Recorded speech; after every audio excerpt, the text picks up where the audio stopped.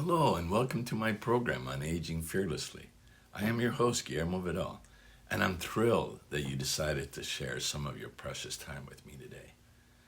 Now, over the last few months, I have been witnessing one of the greatest acts of love I've ever seen. Desiree, my wonderful life partner, has dedicated herself to ensuring that her parents spend their remaining years joyfully, worry-free, and confident that someone they love and trust will take care of them with respect and affection. Now, Desiree, like everyone, had her ups and downs with her parents growing up, but over time, she transformed any lingering anger or resentment into gratitude, a gratitude so deep it motivates her to care for them as she does today. Now, whenever I share Desi's story, I often conclude by saying that every parent should have a child like her. But the truth is that most of us will not have children who can or will care for us like this. In fact, most of us won't be able to count on family members at all. That's the reality I want to address today, because part of aging fearlessly means facing uncomfortable truths and planning accordingly. So, facing the truth about family support. Now, let me be clear. This is not about criticizing children or family members who might not be there for you. It's about helping you confront a reality you may already suspect but hesitate to admit.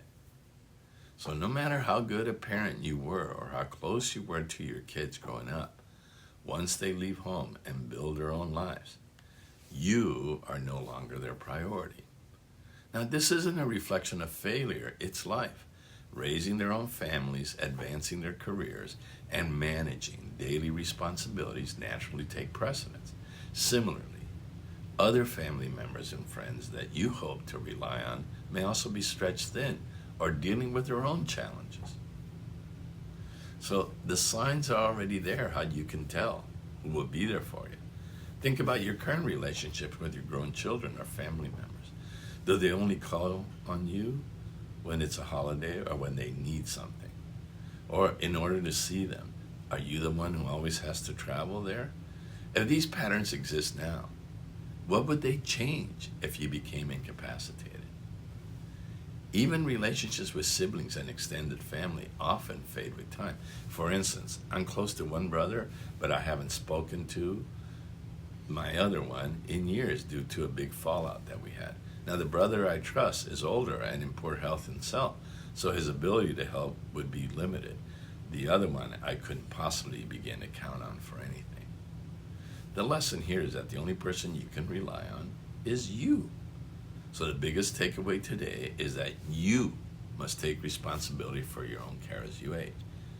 It is too much to expect someone else, your children, siblings, or friends, to shoulder this responsibility entirely or at all. So start now. Take steps to ensure your later years are safe, secure, and fulfilling. And here's some ideas how. Plan your estate wisely. And don't focus on leaving an inheritance. Care for yourself first.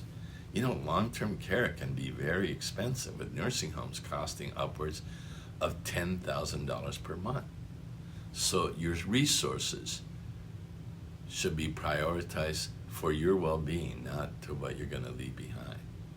So try and answer these questions as you think about your future. Whom do you trust to manage your finances, property, or medical care if you cannot? How will you get around when you can no longer drive? You know, learn to use services like Uber, Lyft, taxis, or public transit now to avoid future isolation. What kind of care do you want if you used to age in place? Research home care services, interview providers in advance. Would you consider independent living communities with transition options for higher care levels? So visit some facilities, ask questions, and understand your options. Create key legal documents, like a living will to guide your medical care decisions and ease the burden on family. A will to distribute your assets according to your wishes. Websites offer affordable tools for you if an estate attorney feels too costly right now. Build a support network beyond family. Relying solely on relatives isn't realistic. Develop friendships, community ties, or relationships with professional caregivers to provide support as needed. In other words, own your future. Counting on your children or family to care for you is often misplaced faith. It's also an unfair burden to place on them. So take control of your future now by planning for the care and support you deserve. So thank you for joining me today on Aging Fearlessly. Remember, facing these truths is not about fear. It's about empowerment, your empowerment. See you soon.